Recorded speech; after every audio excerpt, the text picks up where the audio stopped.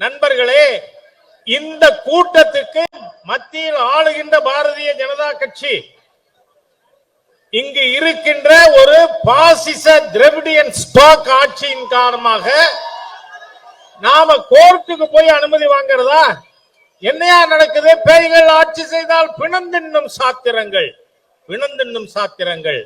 இன்னும் என்ன ஆட்சி நடந்து கொண்டு இருக்கிறது?